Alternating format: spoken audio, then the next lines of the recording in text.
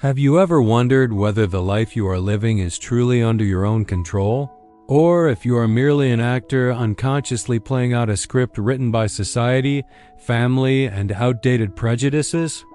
This is a question that can startle any of us awake in the middle of the night because the truth is sometimes more frightening than we imagine.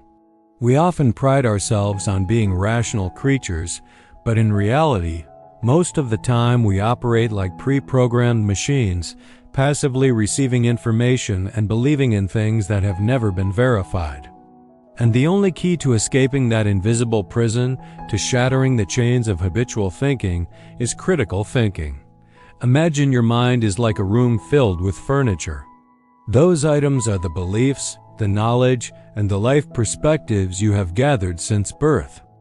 Some items were gifted by your parents. Some were placed there by teachers in school, and there are countless miscellaneous items you picked up from the media, newspapers, or social networks. We often maintain that room without ever asking, is this item still useful? Or is it rotten and emitting a foul odor that hinders my life? Critical thinking is not about being argumentative or wanting to prove you are smarter than others. It is the courage to step into that room of the mind, pick up each item, examine it under the light of truth, and be ready to discard what no longer holds value, even if it is a belief you have cherished for many years. To begin this journey of liberating the mind, let us travel back to ancient Greece, where the great philosopher Socrates left humanity an invaluable legacy. Socrates never gave immediate answers. Instead, he used a sharp questioning method to peel away the essence of a problem, much like peeling the layers of an onion. He would ask, why do you believe that is true? If it is true in this case, would it be true in another? By constantly asking questions, Socrates helped his interlocutors recognize the contradictions within their own default beliefs. Socrates' method teaches us that wisdom does not lie in knowing everything, but in knowing how to doubt conventional wisdom to find the core truth. When you begin to apply this way of thinking, you will see that the world is no longer as obvious as it once seemed. You will no longer nod along to every piece of information on TV, you will no longer blindly believe in rumors, and more importantly, you will stop being a passive victim of the crowd. The greatest benefit of critical thinking is the shield it provides against manipulation. In a world overflowing with fake news and biased information, without the ability to think independently, you will be like a dry leaf swept away by the wind. Society, schools, and the media always tend to create patterns to easily manage and direct people. They teach you what to do, what to avoid, what constitutes success, and what constitutes failure. But do those definitions fit you? Critical thinking helps you stop, take a step back, and observe the big picture. It allows you to see the invisible strings pulling the puppet, and the moment you see them, you have the right to cut them and walk freely on your own 2 feet. Try applying this thinking to the most familiar things, such as the fairy tales or proverbs we often hear. From a young age, we are taught that in fairy tales, good always triumphs over evil. Tam is kind while Cam and her mother are wicked. We accept that clear-cut black and white division without any consideration. But through the lens of critical thinking, we can ask, is Tam's brutal act of revenge at the end of the story truly an expression of goodness? Or is it a reflection of an inescapable spiral of hatred? Or take the proverb, silence is gold. Is silence truly always gold? Or, in cases of injustice, is silence the most terrifying form of complicity? When you begin to reanalyze old values, you will see that life is not just black and white. It is a multicolored spectrum, complex and fascinating.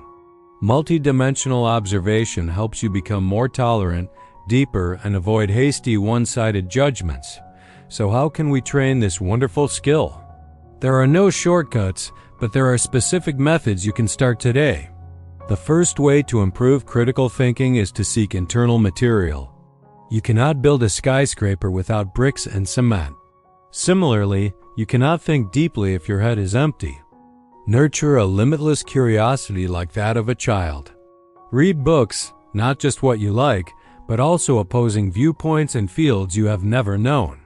Self-study and accumulating life experience is the process of fueling the thinking machine. When you have enough foundational knowledge, you will have a basis to compare, contrast, and critique new information. A person who reads little and experiences little is very easily led by the nose because they have nothing to serve as a foothold for their doubt.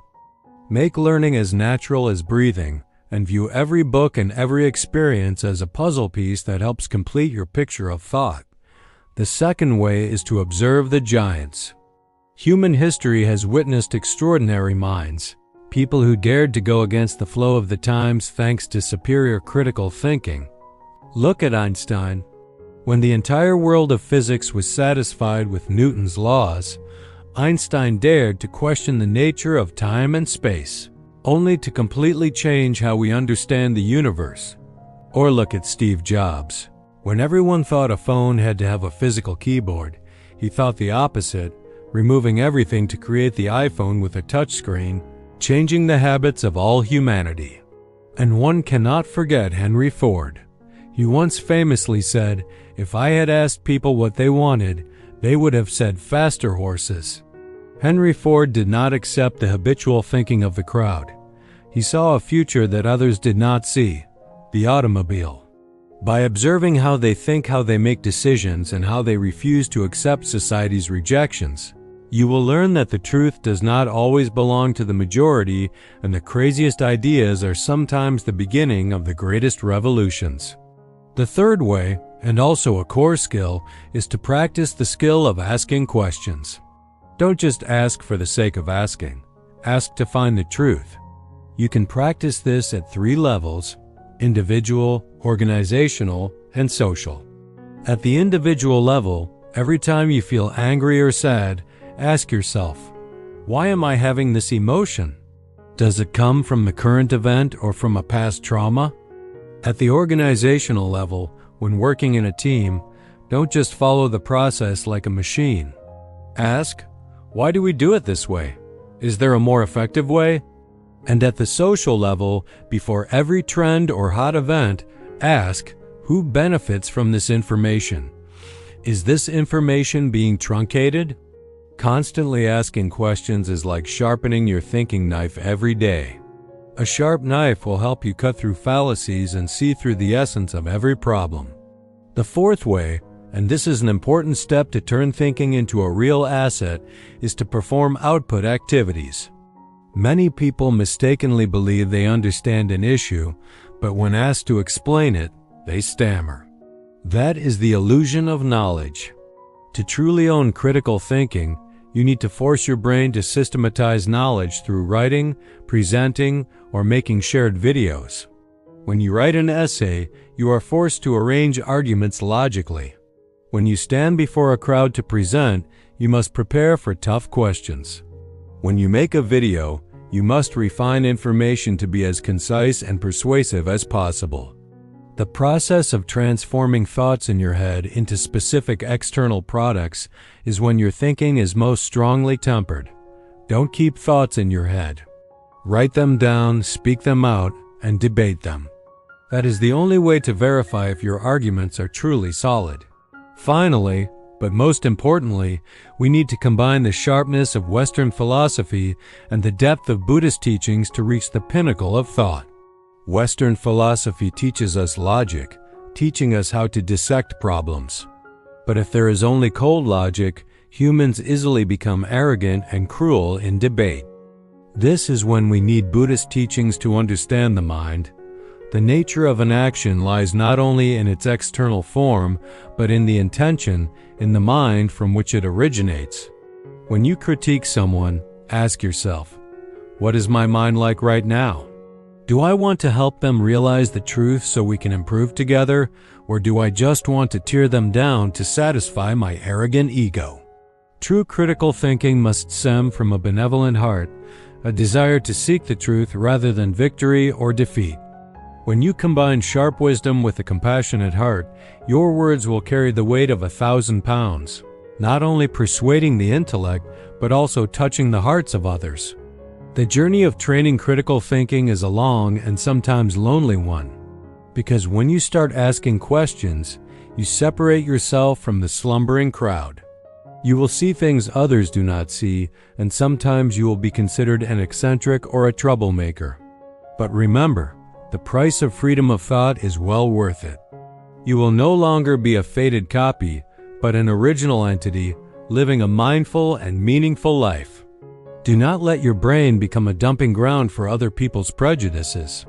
Turn it into a lush garden where only the seeds of truth, wisdom, and compassion sprout. Right now, look back at a belief you hold. Try to put it on the scale, examining it under the light of critical thinking.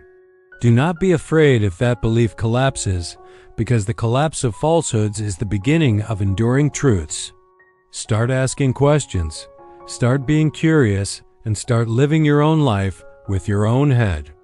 This world needs people who dare to think differently, and that person could absolutely be you.